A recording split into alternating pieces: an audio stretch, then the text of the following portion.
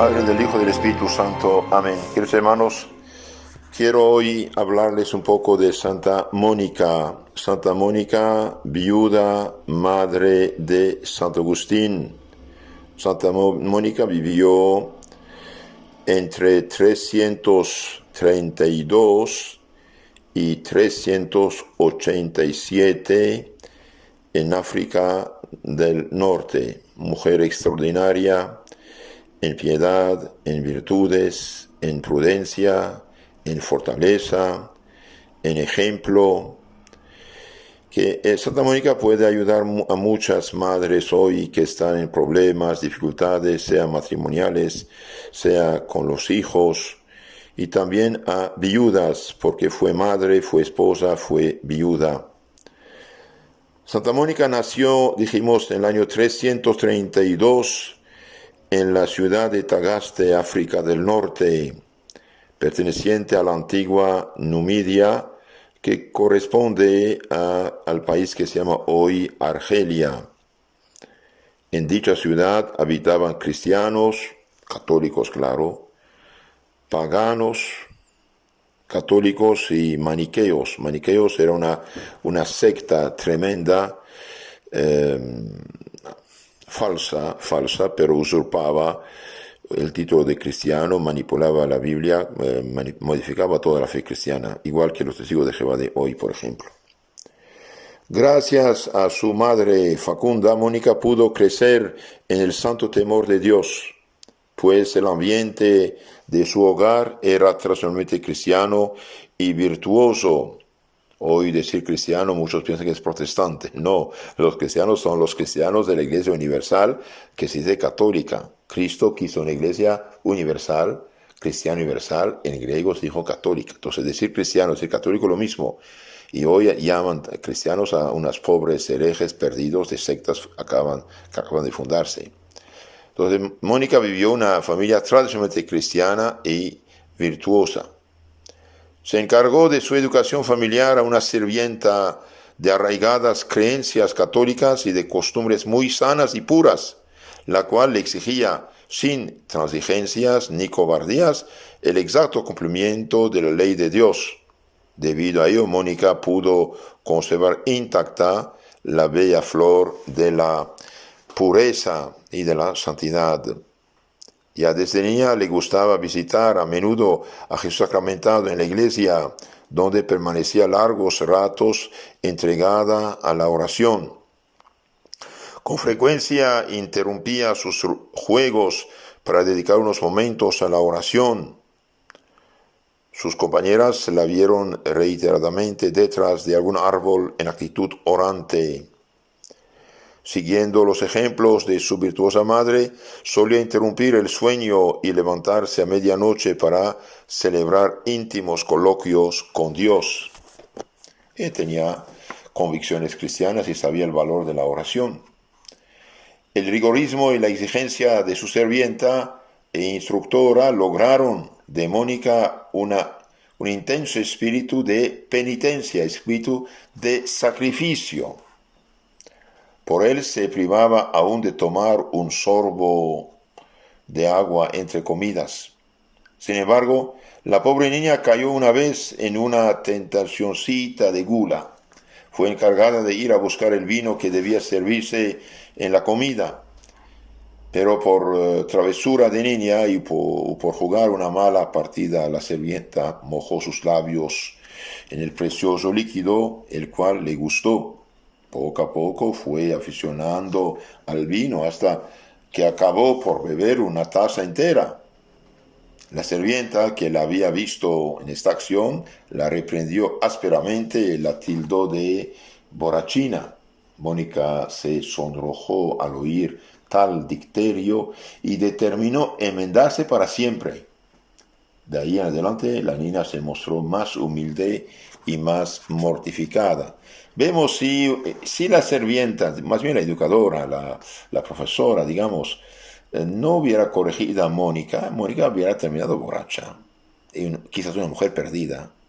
Ahí vemos la importancia de corregir a los niños desde el inicio. Apenas uno ve en los niños una inclinación hacia la mentira, la flojera, la impureza, la mentira, la avaricia, el orgullo, corregirlos, corregirlos, corregirlos.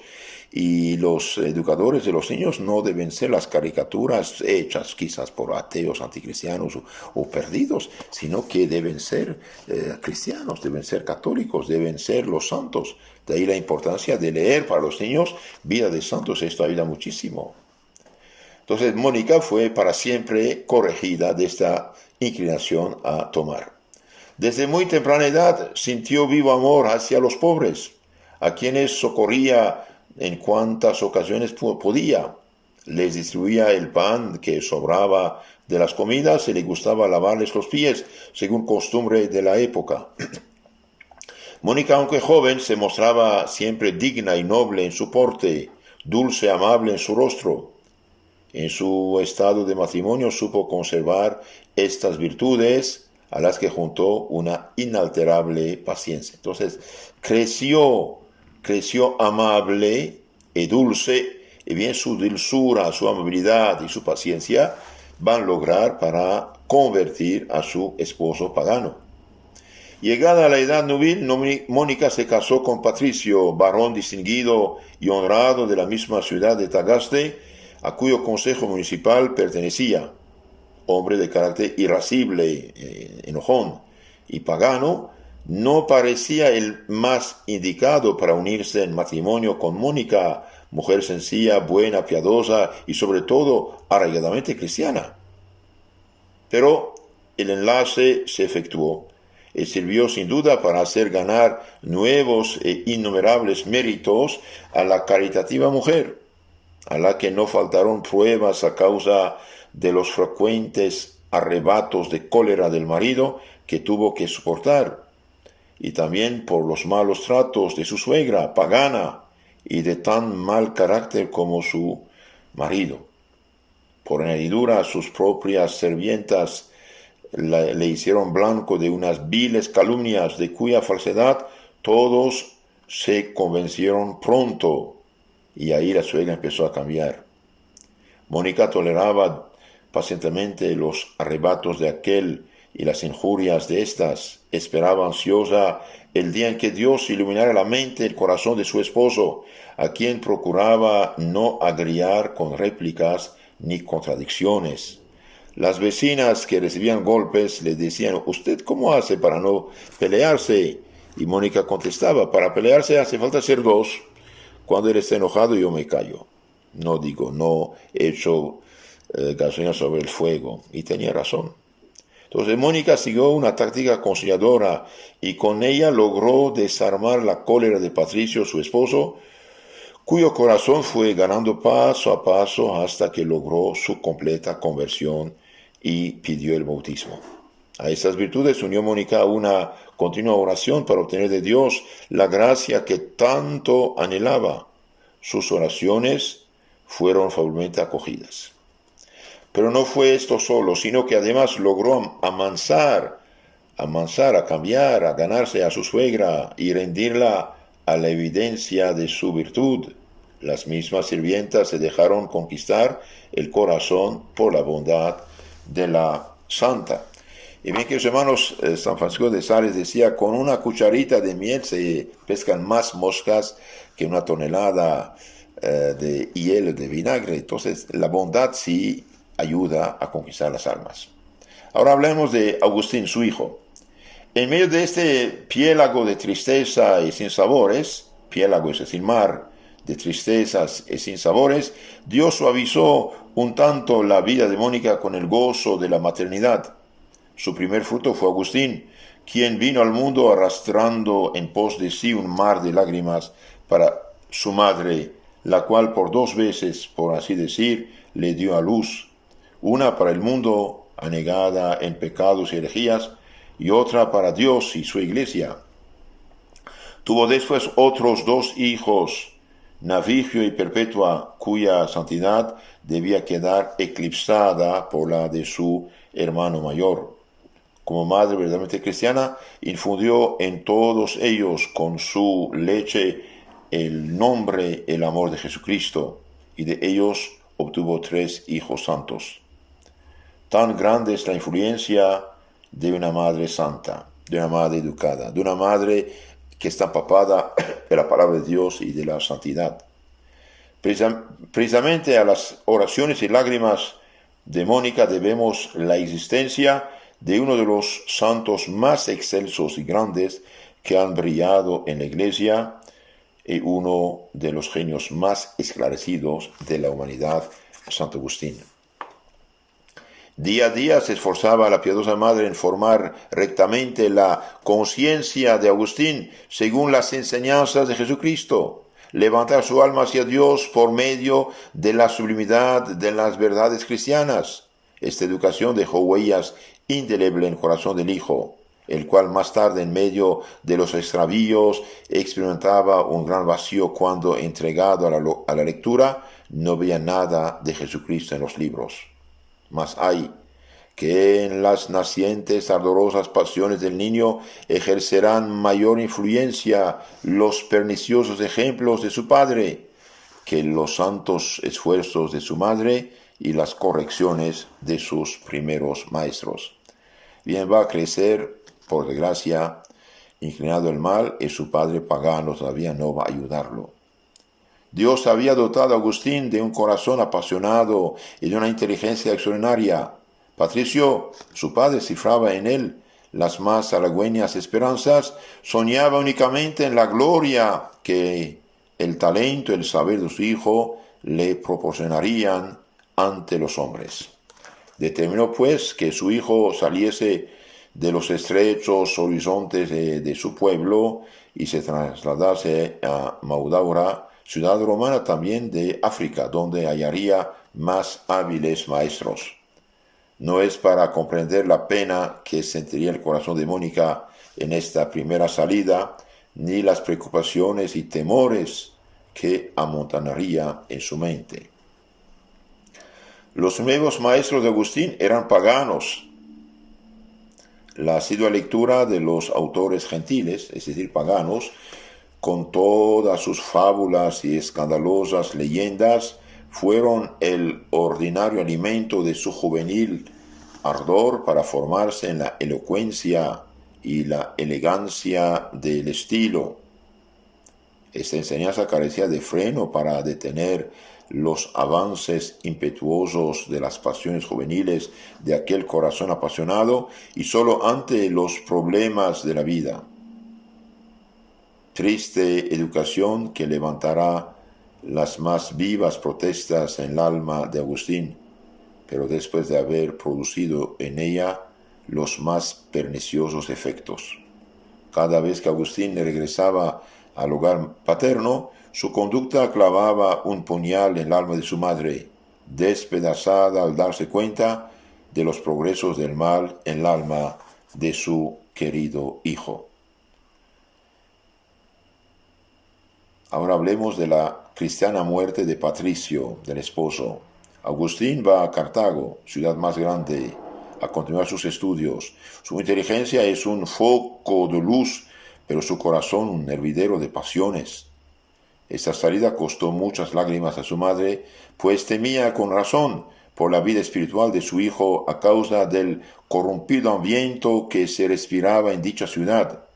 Agustín no contaba más que 17 años, edad la más propicia para el naufragio espiritual, al admitir fácilmente el oropel brillante de nuevas ideas y teorías que más sirven para corromper el corazón que para iluminar la mente.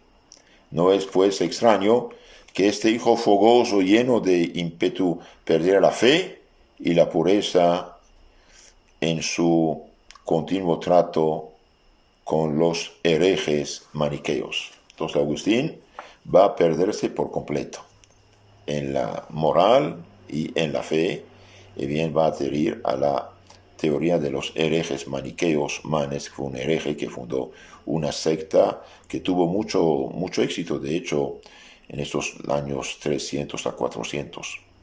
Entonces sintió Mónica todo el dolor que sentía una madre al ver perdido a su hijo y en peligro de condenación eterna. Patricio, su esposo, compartió con ella las sentidas lágrimas, lo cual fue un lenitivo a su dolor. Por entonces el padre Agustín había abrazado ya la fe cristiana y enmendaba cada día su vida por hacerse más agradable al Señor a quien servía. Cayó enfermo y pidió el bautismo, que recibió con fervor y se durmió cristianamente en brazos de su esposa, por medio de la cual Dios le había concedido la gracia insignia de la sincera conversión. Libre ya Mónica de los lazos matrimoniales, pudo dedicarse más fácilmente a la oración y a toda clase de obras buenas y evitar en lo posible el trato con el mundo. Claro, no iba a mirar películas, telenovelas para corromperse, ¿no? Aumentó sus austeridades, multiplicó las mortificaciones y desahogó su amor para con los pobres, en cuyo servicio pasaba la mayor parte del día. Se convirtió en madre de los huérfanos, consoladora de viudas y de casadas desengañadas de sus sueños de felicidad. ¿Qué dice la Sagrada Biblia acerca de las viudas? En primera carta de Timoteo 5, 3 a 10, San Pablo dice de honrar a las viudas, que verdaderamente son tales, que si alguna viuda tiene hijos o nietos, atienda primero a gobernar bien su casa, ser agradecida a sus padres, porque esto agrada al Señor. Mas la que verdaderamente es viuda y desamparada, espera en Dios y ejercítase en plegarias y oraciones noche y día. Entonces aquí el Espíritu Santo, mediante San Pablo, pide a las viudas de hacer lo que hacía Santa Mónica, ejercitarse en obras de caridad y plegarias y oraciones día y noche, y no pasar horas y días delante del televisor, telenovelas, no sé qué, playas, etcétera. Esta va a corromperse, perderse y ser escandalosa, ¿no? Aquí el santo dice de rezar día y noche y llevar una vida de espiritualidad. Y si esto hace, bien, va a recibir la bendición de Dios. No sea elegida viuda para servicio a la iglesia a menos de 60 años, ni la que haya sido casada más de una vez. Sus buenas obras den testimonio de ella. Si ha educado bien a sus hijos, si ha ejercido la hospitalidad, si ha lavado los pies de los santos, si ha socorrido a los atribulados, si ha practicado todas las virtudes. Esto dice en la Biblia Dios mismo mediante San Pablo. Entonces, queridos hermanos, sí, Santa Mónica hizo todas esas cosas, por eso precisamente llegó a ser un modelo, sí, de hija, de esposa y de viuda, dijimos. Continuamos con la vida de Santa Mónica, un hijo de lágrimas. Con la muerte de Patricio, quedó Mónica sumergida en un mar de inquietudes acerca de la suerte de su hijo, pues ella se sentía impotente para apartarle de la fatídica senda que había emprendido, corrupción y herejía. No obstante, confiaba plenamente en Dios, a quien había encomendado tan importante asunto. Entretanto, Agustín crecía en sabiduría humana y brillaba en sus estudios gracias a la generosidad de un amigo de su padre. Pero triunfantes sus pasiones, su fe languedeció hasta el punto de que apostató públicamente de ella y se convirtió en sectario y maestro de la herejía de los maniqueos. Es imposible explicar el dolor de Mónica entonces. De sus ojos salían ríos de lágrimas, el dolor de una madre que ha perdido a su hijo único, los gemidos de Raquel, la madre que no admite consuelo, son débiles imágenes de sus tormentos, dice Santo Agustín más tarde en su libro llamado Confesiones, que aconsejo a todos de leer. Mónica, que había derramado tantas lágrimas al saber las liviandades de su hijo, que no haría ante la infidelidad de Agustín a su fe. Cuando en vacaciones volvió a la casa paterna, a la primera palabra que profiere en alabanza del maniqueísmo, de la herejía, Esta fervorosísima cristiana se yergue enérgica e imponente y desecha en un mar de lágrimas y exclama: no, jamás seré la madre de un maniqueo, de un hereje. Y despidió a su hijo de su casa. Fuera de aquí, a Agustín hereje. Lo saca de la casa. Ante la majestuosa indignación de la madre, Agustín bajó la cabeza y salió silenciosamente. Pues aún en sus mismos extravíos, jamás dejó de querer a su madre y nunca tuvo con ella la menor insolencia. Respeta a su madre. Agustín, sacado de la casa por hereje, va a pedir hospitalidad a su protector romaniano sin perder la confianza de que su madre lo recibiría nuevamente. Mónica, deshecha en lágrimas y casi sin sentido, quedó sumida en un mar de penas, pero Dios vino a consolarla con un sueño que presagiaba, que anunciaba la ansiada conversión de su hijo. Una noche en que estaba llorando a lágrima viva, vióse de pie en el canto de una tabla que se cernía sobre el abismo. Un ángel resplandeciente de luz se acercó a ella y le preguntó la causa de su llanto. Lloro, respondió Mónica, la pérdida de mi hijo. No llores ya, repuso el ángel, tranquilízate, tu hijo está contigo y en seguridad. Entonces, volviéndose, vio en efecto a su hijo de pie sobre la misma tabla que ella. Con esto el Señor le dio a entender que su hijo vendría a creer lo que ella creía, a recibir la fe católica que ella profesaba. Consolada por esta visión, Mónica comunicó el suceso a su hijo, que aún estaba lejos de convertirse. El orgulloso Agustín dijo: mira, madre, ya ves cómo hasta el cielo se pone de mi lado cuando te promete que algún día no lejano participarás de mi doctrina. No, dice la madre, de ningún modo, hijo. No me dijo, tú estás donde está él, sino él está donde estás tú. Esta luminosa respuesta impresionó mucho al joven Agustín, y también la visión que su madre le contó le dejó profundamente impresionado. Desde ese momento, Mónica se dirigió a los hombres más eminentes en doctrina y les instó encarecidamente a que entrasen en relaciones con su hijo para volver a la fe católica. Pero estaba todavía demasiado imbuido de los nuevos errores para escucharlos sin prevención. Como su madre rogase a un santo obispo que trabajase en convencer a su hijo, recibió esta respuesta: vete en paz, es imposible que perezca el hijo que tantas lágrimas te ha costado. Esto pasó por proverbio. Es imposible que perezca el hijo que tantas lágrimas te ha costado. Que hermanos, cuando uno entra en una herejía, en una secta, no es fácil al inicio sacarlo.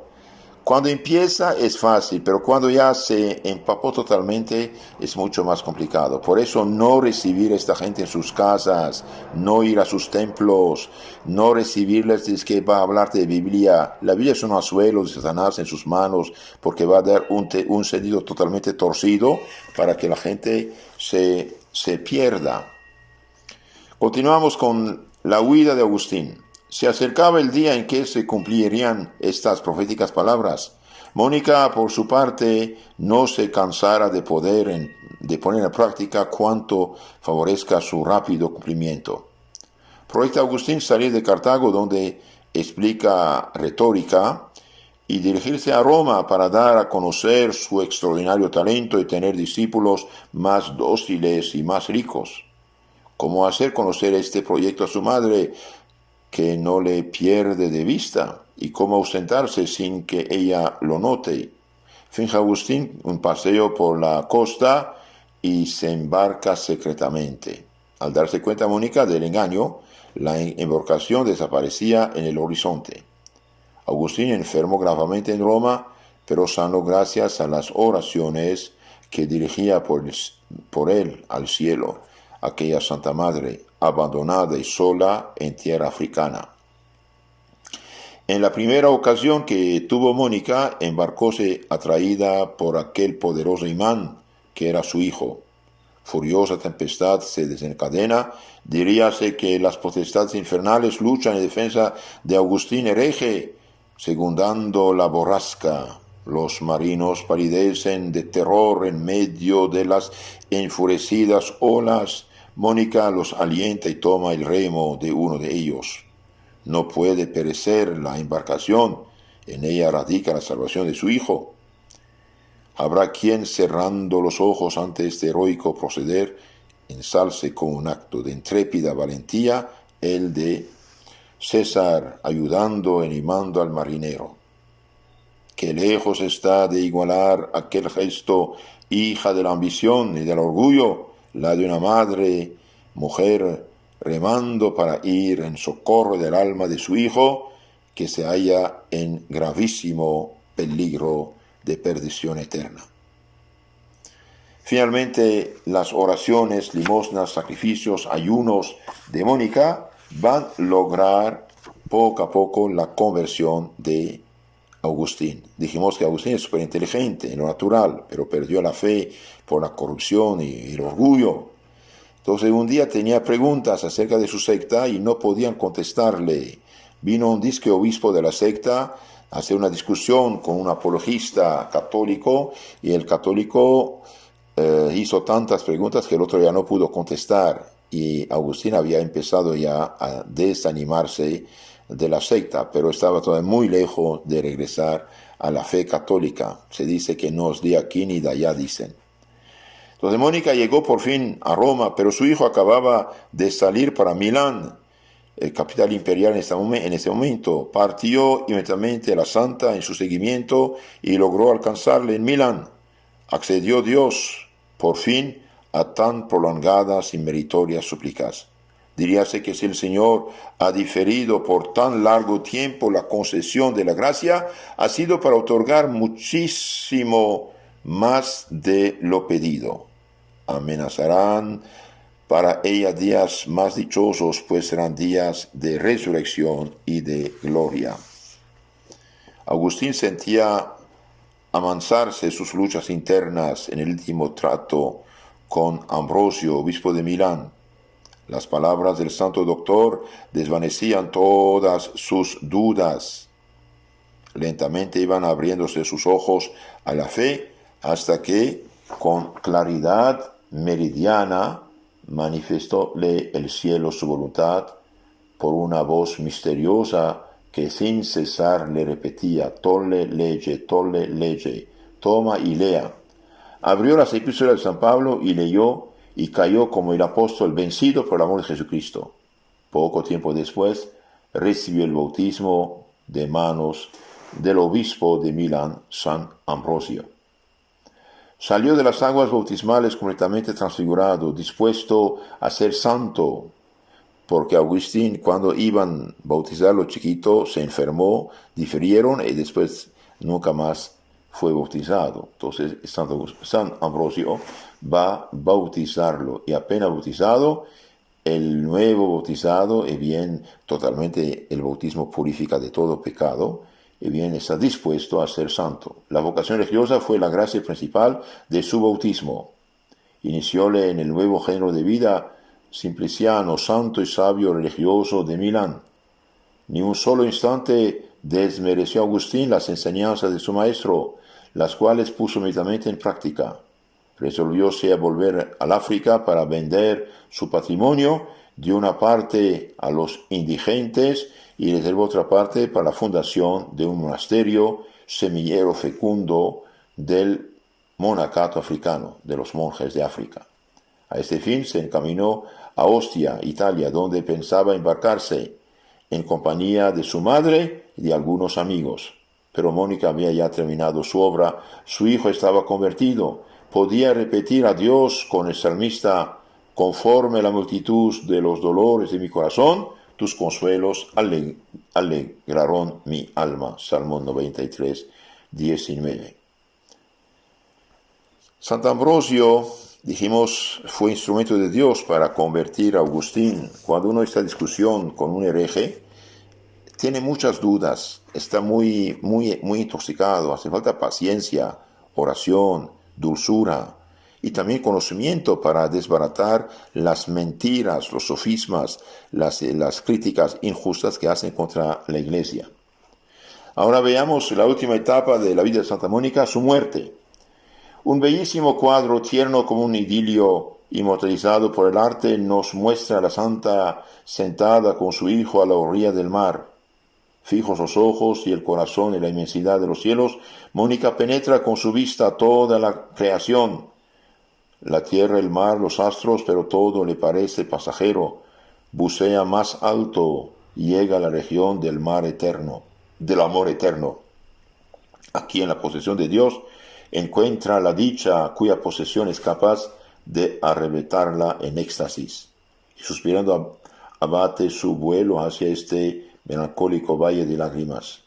Después de este rapto amoroso, queda como anonadada al verse tan lejos de sus esperanzas y anhelos, y con los ojos preñados de lágrimas, dice Agustín: ¿por qué, hijo mío, estoy aún aquí, en este destierro, ahora que mis esperanzas están ya realizadas?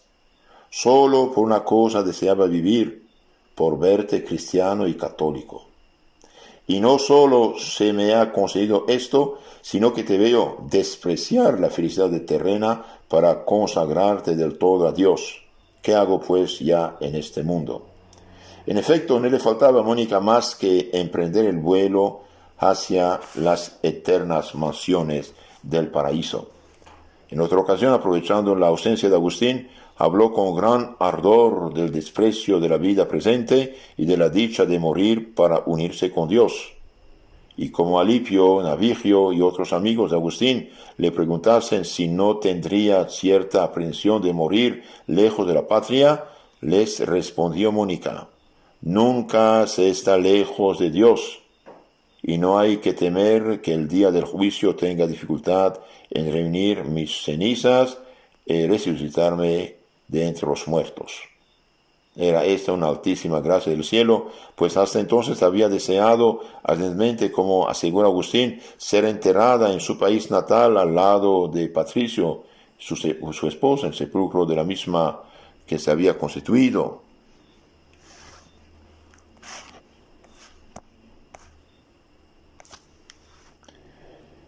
Continuamos y terminamos la vida de Santa Mónica. 5 días después, presa de violentísima fiebre, presintió su próximo fin y con el nombre de Dios en los labios entregó su alma al Creador el día 4 de mayo del año 387. Mónica había vivido 55 años. Agustín contaba a la sazón 33. Entonces, esta madre que rezó unos 18 años para su hijo, logró su deseo, dar a luz espiritualmente a este hijo que estaba perdido. Después de los funerales, Agustín se retiró al desierto y en presencia de Dios dio rienda suelta a sus lágrimas, llorando a esta madre muerta a sus ojos, pero para el tiempo, a esta madre que le había llorado tantos años para resucitarle a los ojos de Dios. 10 siglos debían pasar antes que esta madre admirable disfrutase del culto público universal. No se puede alegar que fuese desconocida, porque se halla su acabado retrato en las confesiones de su hijo. Sus restos descansaban en Ostia, en un sarcófago de mármol, debido a la piedad de Agustín, sin ser, no obstante, objeto de culto especial, aunque en diversos lugares se la honraba como santa desde el siglo XII. Intervino por fin el sumo pontificado en la persona de Martín V. En virtud de su bula del 27 de abril de 1430, los restos de Santa Mónica fueron trasladados de Ostia a Roma. Durante la procesión, una madre obtuvo, al acercarse las santas reliquias, la curación de su hijo enfermo. Actualmente, los restos de Santa Mónica descansan en Roma, en la iglesia de Santo Agustín, bajo la custodia de los ermitaños de Santo Agustín. Son venerados por los peregrinos del mundo entero. Yo también tuve la dicha de visitar su tumba y rezar en su tumba el año 1995, cuando era diácono, un año antes de mi ordenación. Santa Mónica ruega por nosotros. Queridas hermanas, madres, esposas, abuelas que rezan, que lloran por sus hijos, nietos, familiares, imiten a Santa Mónica, conozcan la vida de Santa Mónica, vale la pena, es una santa de primera. Monseñor Cristiani escribió una biografía de Santa Mónica que puede conseguirse, pienso, en la librería San Pablo. Vale la pena leerla. Santa Mónica ruega por nosotros, en nombre del Padre, del Hijo y del Espíritu Santo. Amén.